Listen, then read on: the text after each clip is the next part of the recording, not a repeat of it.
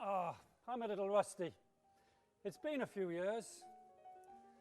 Good evening, I'm Samuel Ryder, and I bet you didn't expect to see me here tonight, did you? Well, I'm a bit surprised to see you as well.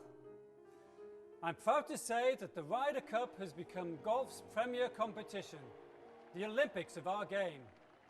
What started as a small goodwill match is now among the greatest rivalries in our sport.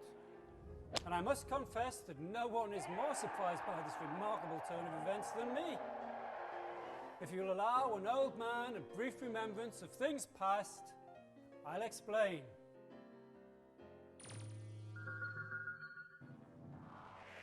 I was born in England 150 years ago on the 24th of March, 1858. I worked in my father's nursery business, but made my fortune as an entrepreneur. My big idea was to sell packets of the most popular seeds for as little as a penny apiece. In 1907, my pastor invited me to play my first game of golf. I was 49 years old, but I was like a child in a candy emporium. I loved it. So I hired a local professional to teach me the game. And 6 days a week, rain or shine, he came to work with me. In my day, the golf professional did not enjoy the status he enjoys today. Wages were meagre, the hours long and hard. Fortunately, I was blessed with the means to do something about it. In 1925, I hired the best player in England, Abe Mitchell, as my private professional. I paid him £1,000 a year. The goal was for Abe to win the Open Championship. Unfortunately, Abe never hoisted the claret jug. But what matters in life is the journey, not the destination.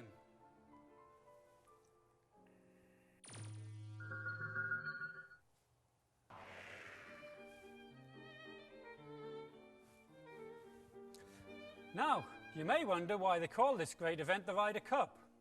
Well, it's simple really. I donated the trophy. And in case you're wondering, that's my good friend Abe Mitchell on top of the cup. The first official Ryder Cup was held in 1927 at Worcester Country Club in Massachusetts. An appeal to raise £3,000 to finance the British campaign fell a bit short, so I had to reach into my pocket for the last £500. Even though the Americans, led by the legendary Walter Hagen, defeated our boys 9.5 to 2.5, it was money well spent. 2 years later, the British team rallied for a 7-5 victory at the Moortown Golf Club in Leeds. I had the honour of presenting the cup to our captain George Duncan, who pummeled Hagen in singles by a margin of 10-8. With one victory apiece, a rivalry was launched, but it would have to weather many a storm.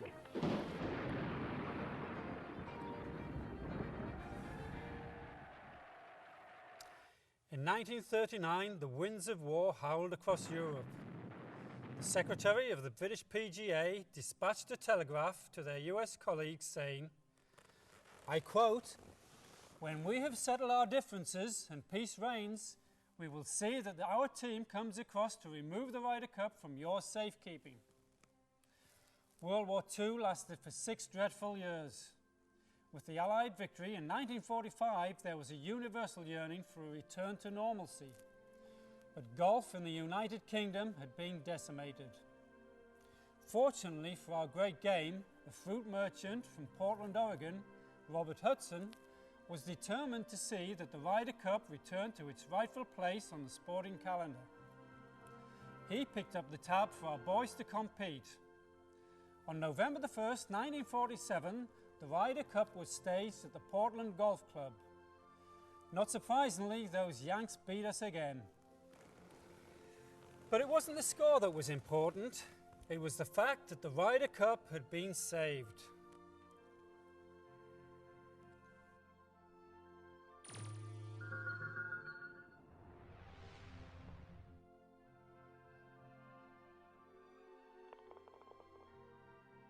That passed for a fist pump in my day. Over the next 30 years, the best golfers in the game took the stage in the Ryder Cup. Players like Hogan, Snead, Palmer, Nicklaus, Alice, Rees, Jacklin and Gala. Players relished the competition, but the results were quite one-sided.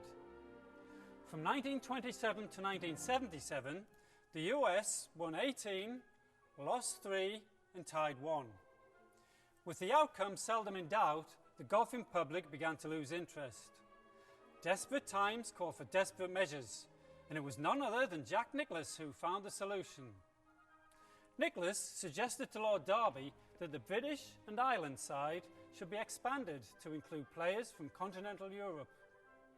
It was a radical notion, but it would pay big dividends that few could foresee.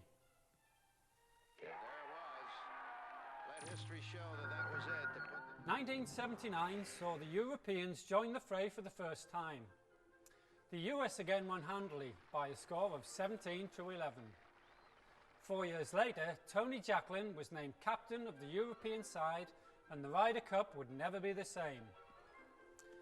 After suffering a heartbreaking loss at PGA National in 1983, Jacklin led the Europeans to victory in both 1985 and 1987.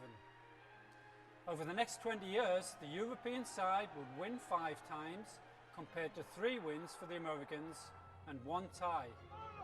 A lopsided competition has evolved into a hotly contested rivalry. Now, people often ask me, Samuel, what's your favourite Ryder Cup memory?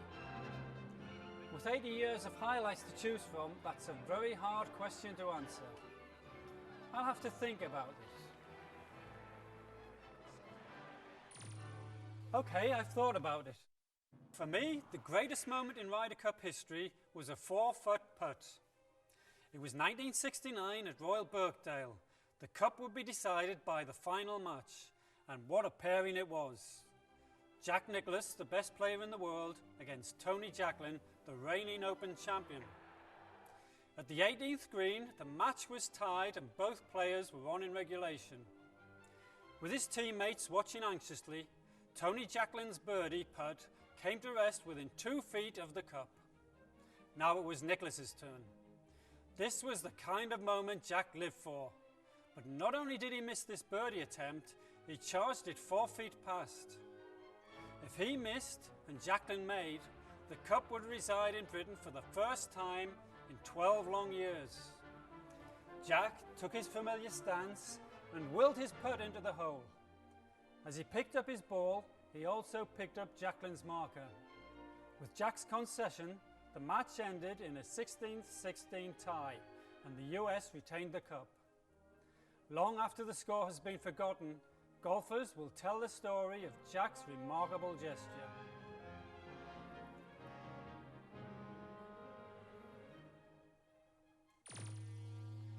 So, at the end of the day, what is it that makes the Ryder Cup so special? Why will millions upon millions of sports fans throughout the world be holding their collective breath for the best 3 days in golf? I've come to the conclusion that human beings have a fundamental need to be part of something bigger than ourselves. At the Ryder Cup, victory earns a trophy, not a check. You're playing for history, for the honour of your country, your tour and your team. You're testing yourself under the most extreme pressure. And isn't that what a sportsman lives for? The chance to show what he's made of when it truly matters most. Winning matters. It matters a great deal. But this isn't a war. It's not life or death. Your great American champion, Arnold Palmer, said it best. It's like fighting with your brother. You can fight with him and fight with him. But at the same time, you get up and you love him more than anything else in the world. Beginning this Friday, 24 of the finest golfers in the world will give everything they have in pursuit of my golden trophy. For some, the dream of a lifetime will come true, and a lucky few will enjoy a moment like no other as they find reservoirs of heart and nerve that they didn't know they possessed. Perhaps the cup will remain here in America. Perhaps it will cross the pond once again. The one thing I can say with certainty is that the quality of play will be matched by sportsmanship, and for that I am profoundly grateful and altogether humbled. When you're 150, you need your rest. But before I go, It is with awe, wonder, and a great deal of pride that I say, ladies and gentlemen, please join me and stand up to welcome the teams of the 2008 Ryder Cup.